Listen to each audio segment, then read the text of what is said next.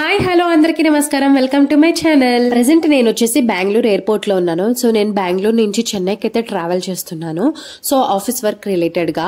So మనకి flight journey ఉందంటేనే మనకి చాలా హడావిడి ఉంటుంది అండ్ ఏమేమి తీసుకొని వెళ్ళాలి అదో పెద్ద టాస్క్ లా ఫీల్ అవుతూ ఉంటాం. సో అందుకనే నా ఫ్లైట్ జర్నీ నుంచి నేను నేర్చుకున్న టిప్స్ అండ్ ట్రిక్స్ అయితే మీకు షేర్ చేద్దాం అనుకుంటున్నాను. సో దట్ మీకు ఫ్యూచర్ లో మీరు ఎప్పుడైనా ట్రావెల్ చేస్తున్నప్పుడు యూజ్ అవుతుందని. సో నా వీడియోస్ కనుక నచ్చినట్టయితే లైక్ చేయండి, మీ ఫ్రెండ్స్ అండ్ ఫ్యామిలీ మెంబర్స్ కి షేర్ చేయండి అండ్ సబ్స్క్రైబ్ చేసుకోవడం అసలు మర్చిపోకండి. వీడియో డీటెయిల్స్ కి వెళ్ళిపోదామా? మనం ఫ్లైట్ జర్నీ చేయాలి అంటే కంపల్సరీగా మన దగ్గర ఉండాల్సిన థింగ్స్ ఏంటి? లగేజ్ అనమాట. కనుకంటే లగేజ్ అనేది మన పర్సనల్, అది కామన్ లేండి. అది కాకుండా మన దగ్గర ఉండాల్సినవి రెండు, ఒకటి బోర్డింగ్ పాస్, ఇంకోటి వచ్చేసి గవర్నమెంట్ ఐడి ప్రూఫ్. ఇక్కడ మిషన్స్ కనపడుతున్నాయి కదా, ఇవి వచ్చేసి మనం బోర్డింగ్ పాస్ ప్రింట్ చేసుకోవచ్చు అనమాట ఇక్కడ నుంచి. అంటే మన దగ్గర ఒకవేళ క్యారీ చేయలేకపోతే, మనం మర్చిపోయి ఉంటే మనం ఇక్కడ మిషన్స్ లో ప్రింట్ చేసుకోవచ్చు. కానీ అన్ని ఎయిర్పోర్ట్స్ లో అయితే ఇలా ఉండవు. ఓన్లీ బెంగళూరులోనే నేను చూసాను, చెన్నై ఎయిర్పోర్ట్ లో కూడా ఇలా లేదనమాట. కానీ బోర్డింగ్ పాస్లు మనం చేతిలోనే పట్టుకొని తిరగలేము అనుకుంటే ఫోన్లో కూడా డౌన్లోడ్ చేసుకొని రావచ్చు. అండ్ ఫోన్లో కానీ ఇలాగా ప్రింటెడ్ ఫామ్లో కానీ తీసుకొని వచ్చి మనం ఇలాగ క్యూస్లో నుంచొని మనమైతే సెక్యూరిటీ చెక్ ఇన్ అయితే పాస్ అవ్వాలి. సో ఇక్కడైతే మనకి గవర్నమెంట్ ఐడి ప్రూఫ్ కూడా అడుగుతారు. ఇలా కాకుండా ఇంకొక మెథడ్ ఉంది, అదే మనకి ఇండియన్ గవర్నమెంట్ అయితే మనకి ఇంట్రడ్యూస్ చేసింది కొత్తగా. So paperless and digitalised entry ఉండాలి అని డిజి యాత్ర ఎంట్రీ అని అయితే మనకి స్టార్ట్ చేశారు. దీంట్లో ఏంటంటే మనం లెస్ దాన్ 2 minutes లో అయితే మనము చెక్ ఇన్ చేసేయచ్చు అనమాట. టోటల్ 3 సెక్యూరిటీ చెక్స్ అయితే మనకు ఉంటాయి ఫ్లైట్ ఎక్కే ముందర. సో మనం కనుక ఈ డిజి యాత్రలో మనము రిజిస్టర్ అయి ఉంటే, సో ఈ 3 gates దగ్గర మనము 2 minutes లో అయితే మనము సెక్యూరిటీ చెక్ అనేది పాస్ అయిపోవచ్చు అనమాట. లేదా క్యూలలో నుంచొని టైం అంతా వేస్ట్ చేసుకోవాలి. అలా మనం చాలా టైం అయితే సేవ్ చేసుకోవచ్చు. డిజి యాత్రలో మనం ఎలా రిజిస్టర్ చేసుకోవచ్చు అనేది దాని మీద నేను డీటెయిల్ వీడియో అయితే చేస్తాను, ఎండ్ కార్డ్ లో అది ఇస్తాను, ప్లీజ్ చెక్ ఇట్ అవుట్. నేను డిజి యాత్ర యాప్ లో రిజిస్టర్ అయ్యాను కాబట్టి నేను త్వరగా లోపలికి వచ్చేసాను. అదే పీక్ అవర్స్ లో అయితే మనకి చాలా రష్ ఉంటుంది ఇక్కడ ఎయిర్పోర్ట్ లో. సో ఇప్పుడు లోపలికి వచ్చేసిన తర్వాత మనము చెక్ ఇన్ బ్యాగ్స్ ఉంటాయి కదా, అంటే క్యాబిన్ బ్యాగ్స్ అంటే మనతో పాటు లోపల పెట్టుకునేది. చెక్ ఇన్ బ్యాగ్స్ అంటే మనము బస్సులలో కనుక కింద లగేజెస్ పెడతారు చూడండి, అలాగే ఎయిర్ క్రాఫ్ట్ లో అయితే మనకి పెద్ద పెద్ద లగేజెస్ పెడతారు. దానికి కూడా లిమిట్ ఉంటుంది. ఆ బ్యాగ్స్ అయితే మనం ఇక్కడ కనపడే మెషిన్స్ ఉంటాయి కదా, అక్కడ ట్యాగ్స్ మనకి ఆటోమేటిక్ గా దొరుకుతాయి, లేకపోతే కౌంటర్స్ ఉంటాయి అనమాట. ఆ కౌంటర్స్ దగ్గరికి వెళ్ళి వెయిట్ చూపించేసుకొని మనం ట్యాగ్స్ పెట్టేసుకొని బ్యాగ్స్ కి వాళ్ళకి అప్పచెప్పేస్తే వాళ్ళే ఎయిర్ క్రాఫ్ట్ కి తీసుకొని వస్తారు. మనం ఏమి మోసుకొని వెళ్ళక్కర్లేదు. ఓన్లీ మనతో పాటు ఉండే క్యాబిన్ బ్యాగ్ అయితే మనం అయితే తీసుకుని వెళ్ళాలి. ఇలా మనం పైకి రాగానే ఇక్కడైతే మనకి ఇక్కడ సెక్యూరిటీ చెక్ ఉంటుంది. అండ్ ఇక్కడ కూడా డిజి యాత్రకి అయితే సెపరేట్ లైన్స్ అయితే ఉన్నాయి. సో ఇక్కడ ఏంటంటే మన క్యాబిన్ బ్యాగ్ ని మనల్ని అయితే మొత్తం చెక్ చేస్తారు. అండ్ మన బ్యాగ్ లో వచ్చేసి ఎటువంటి మెటల్స్ ఉండకూడదు, లైక్ నైఫ్ గానీ నెయిల్ కట్టర్ గానీ, బికాస్ మెటల్ డిటెక్టర్స్ అయితే ఇక్కడ ఉంటాయి అనమాట. సో అన్ని తీసి పడేస్తారు. పర్ఫ్యూమ్స్ గానీ టాల్కమ్ పౌడర్ గానీ అలాంటివి ఏమీ క్యారీ చేయకూడదు ఈ బ్యాగ్ లో. సో వన్స్ చెకింగ్ అయిపోయిన తర్వాత ఇప్పుడు మనం నెక్స్ట్ వచ్చేసి బోర్డింగ్ గేట్స్ దగ్గరికి అయితే వెళ్ళాలి. సో ఇక్కడ వచ్చేసి మనకి ఎక్కడికక్కడ స్క్రీన్స్ అయితే ఇలా డిస్ప్లే చేసి ఉంటాయి. దాంట్లో మన ఫ్లైట్ జర్నీ టైమింగ్స్ గానీ ఏ గేట్ కి వెళ్ళాలి అనే ఇన్ఫర్మేషన్ మొత్తం ఉంటుంది. జస్ట్ లైక్ రైల్వే స్టేషన్ లో ఎలా అయితే మనకి డిస్ప్లే ఉంటుందో అలానే ఇక్కడ ఉంటుంది. సో ప్రెసెంట్ అయితే నేను మొత్తం ఒకసారి చూద్దాం అనుకున్నా, ఎందుకంటే నాకు చాలా టైం ఉందనమాట. త్వరగా అయిపోయింది నాది మొత్తం చెక్ ఇన్స్ అంతా. అండ్ నా బోర్డింగ్ గేట్ కూడా నాకు తెలిసిపోయింది. సో అందుకని ఈ లోపల నేను అంత తిరిగి చూద్దాం అనుకుంటున్నాను. అండ్ నేను లంచ్ కూడా చేయలేదు. ఇక్కడైతే నేను డొమెస్టిక్ లాంజ్ ని ఇప్పుడు ఎక్స్ప్లోర్ చేద్దాం అనుకుంటున్నాను. నేను లాస్ట్ టైం ప్రీమియర్ లాంజ్ ని అయితే ఎక్స్ప్లోర్ చేసి ఒక డీటెయిల్ వీడియో అయితే పెట్టాను. అప్పుడు నేను హీరోయిన్ జెనీలాని కూడా కలిసాను అనమాట. ఒకవేళ ఆ వీడియో చూడకపోతే మీరు తప్పకుండా చూసేయండి. అండ్ డొమెస్టిక్ లాంజ్ కి ప్రీమియర్ లాంజ్ కి తేడా ఏంటి, మనం ఎలా యాక్సెస్ అవ్వచ్చు అనేది దాన్ని కూడా నేను ఒక డీటెయిల్ వీడియో అయితే చేస్తాను, please check it out. So food తినేసిన తర్వాత నా బోర్డింగ్ గేట్ కి వెళ్లే దారిలో అయితే కొన్ని స్టోర్స్ అయితే ఉన్నాయి. మనకి ఎయిర్పోర్ట్ లో స్టోర్స్ ఉంటాయి కానీ మనము కొనలేమండి, చాలా కాస్ట్లీ ఉంటాయి. ఎందుకంటే వాళ్ళకి ట్యాక్స్ కూడా చాలా ఎక్కువ ఉంటుంది కాబట్టి ప్రైజెస్ చాలా ఎక్కువ ఉంటాయి అనమాట. సో ఎనీవేస్ నాకైతే ఫ్లైట్ టైం అవుతుంది కాబట్టి నేను బోర్డింగ్ గేట్ కి వెళ్ళిపోదాం అనుకుంటున్నాను. సో బోర్డింగ్ గేట్ కి వెళ్ళిపోయాక ఫ్లైట్ ఎక్కేసిన తర్వాత మంచిగా కబుర్లు చెప్పుకుందాం, మంచి టిప్స్ ఏమైనా ఉంటే అవి కూడా మీకు చెప్పేస్తాను.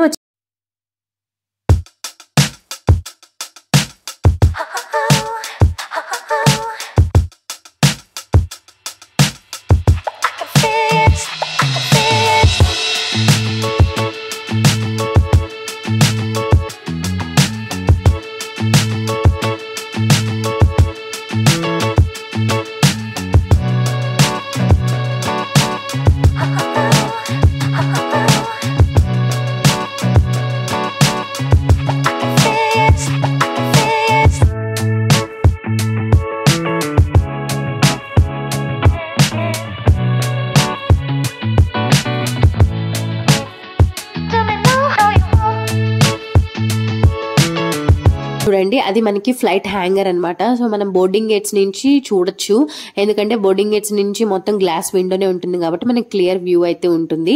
అండ్ మనకి ఎక్కడ పడితే అక్కడ వాటర్ ఫెసిలిటీస్ అయితే బాగా ఉన్నాయి ఎయిర్పోర్ట్ లో, అండ్ అంతా టచ్ లెస్ అనమాట. సో ఇప్పుడైతే మనము బోర్డింగ్ గేట్ దగ్గర మనకి సెక్యూరిటీ చెక్ ఉంటుంది. ఇది ఫైనల్ చెక్ ఫ్లైట్ ఎక్కే ముందర. ఇక్కడ కూడా మనకి డిజి యాత్ర లైన్ అయితే సపరేట్ గా ఉంది. తప్పకుండా డిజి యాత్ర వీడియో అయితే చూసేయండి. ఫ్లైట్ దూరంలో కనుక ఉంటే మనకి లోకల్ బస్సెస్ ఉంటాయి ఎయిర్పోర్ట్ లో, దాంట్లో తీసుకొని వెళ్ళి మనల్ని ఎక్కిస్తారు. లేదంటే ర్యాంప్ ని ఫ్లైట్ కి అటాచ్ చేసేస్తారు. సో డైరెక్ట్ గా మనము బోర్డింగ్ గేట్ నుంచి ఫ్లైట్ లోపలికి అయితే ఎక్కేయచ్చు. మాదైతే దగ్గరగానే ఉంది. ఇప్పుడు డైరెక్ట్ గా ర్యాంప్ నుంచి మేము ఫ్లైట్ లోపలికి అయితే ఎక్కిస్తాం. అండ్ బోర్డింగ్ గేట్స్ దగ్గరికి మీ డిపార్చర్ టైం కన్నా హాఫ్ అన్ అవర్ ముందే వెళ్ళేటట్టు చూసుకోండి, ఎందుకంటే 25 minutes బిఫోర్ డిపార్చర్ అయితే బోర్డింగ్ గేట్స్ ని క్లోజ్ చేసేస్తారు. అండ్ నేను మీకు చెప్పాను కదా ఎయిర్ క్రాఫ్ట్ కి ర్యాంప్ అటాచ్ చేస్తారని, చూడండి అలాగా మనకి ఎయిర్పోర్ట్ కి అయితే అలా అటాచ్ చేసేస్తారు. సో డైరెక్ట్ గా మనం ఫ్లైట్ లోకి ఎక్కేయచ్చు. అండ్ దాంతో పాటు మనకి ఎయిర్ క్రాఫ్ట్ అయితే కింద టెస్ట్లు అయితే జరుగుతూ ఉంటాయి, పెద్ద పెద్ద మిషన్స్ తీసుకొని వచ్చి.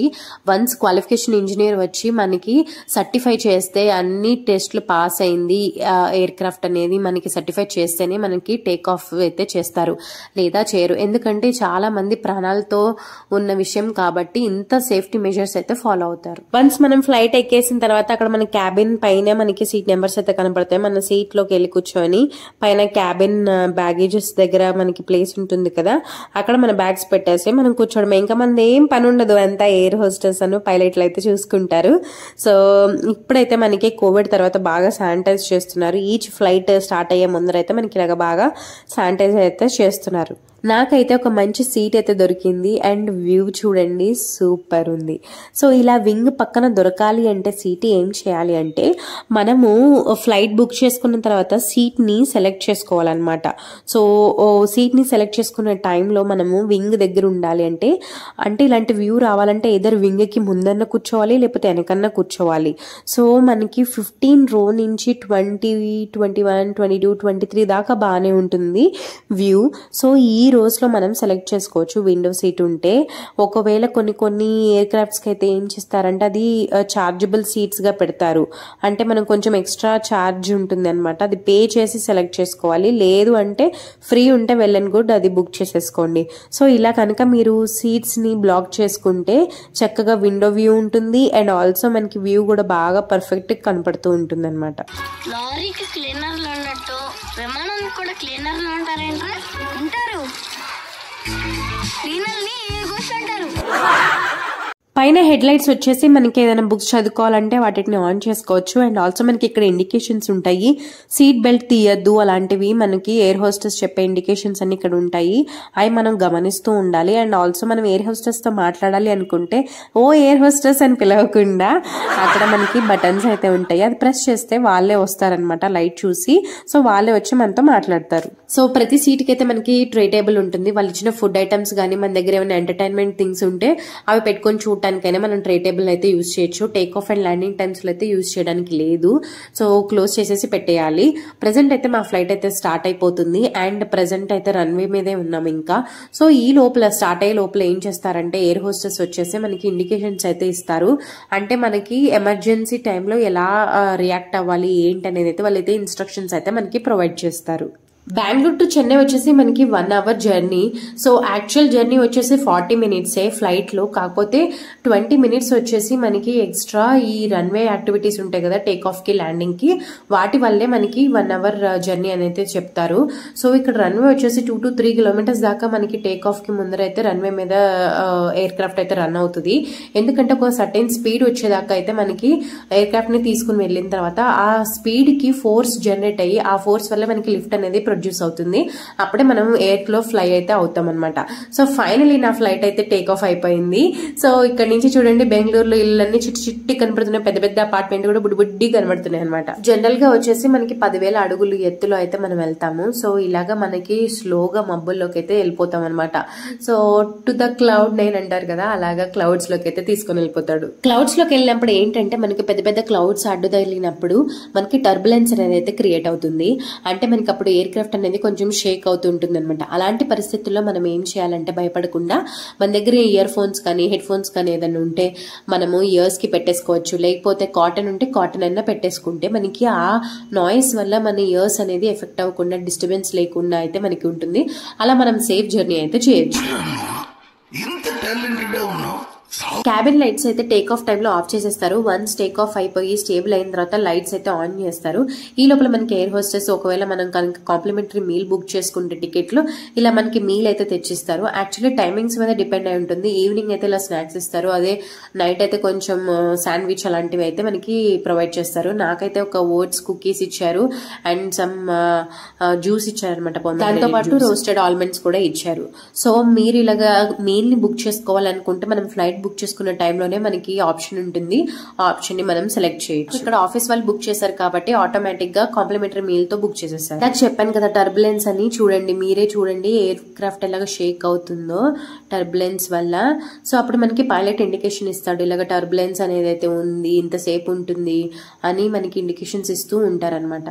ప్రజెంట్ నా బ్రెయిన్ లో రన్ అవుతున్న పాట ఏంటంటే, మేఘాలలో తేలుతున్నది తుఫానులా రేగుతున్నది అమ్మాయితో సాగుతో చిలిపి మరీ. సచ్ ఏ క్లాసిక్ సాంగ్ కదా. సో నాకైతే ఈ సాంగ్ ప్రెసెంట్ ఉన్న సిచ్యువేషన్ కి ఈ సాంగ్ అయితే బాగా గుర్తొచ్చింది, అందుకనే పడాను. మీకే సాంగ్ గుర్తొస్తుందో చెప్పండి. నువ్వు పెద్ద సింగర్ నీ పాట వినాలా అంటారేమో, అందుకనే నేను మంచిగా వ్యూస్ తో పాటు ఒక సాంగ్ యాడ్ చేస్తాను. నీట్ గా వ్యూస్ అయితే ఎంజాయ్ చేసేయండి.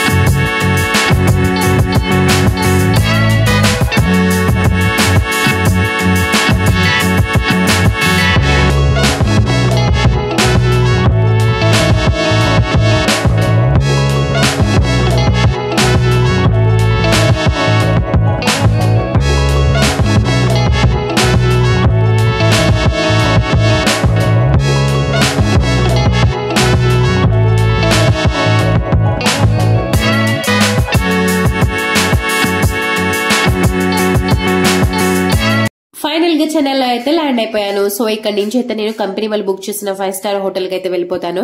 ఆ 5 స్టార్ హోటల్ రిలేటెడ్ వీడియోని కూడా నేను చేశాను, దాన్ని కూడా అప్లోడ్ చేస్తాను. అది కూడా తప్పకుండా మీరు రిఫర్ చేసేయండి. అండ్ నా వీడియోస్ కనుక మీకు నచ్చినట్టయితే లైక్ చేయండి, మీ ఫ్రెండ్స్ అండ్ ఫ్యామిలీ మెంబర్స్ కి షేర్ చేయండి అండ్ సబ్స్క్రైబ్ చేసుకోవడం అసలు మర్చిపోకండి. మీకు యూస్ఫుల్ ఇన్ఫర్మేషన్ ఇచ్చానని నేనైతే అనుకుంటున్నాను. ఇలాంటి మరెన్నో వీడియోస్ తో మిమ్మల్ని మళ్ళీ కలుస్తాను. Until then bye.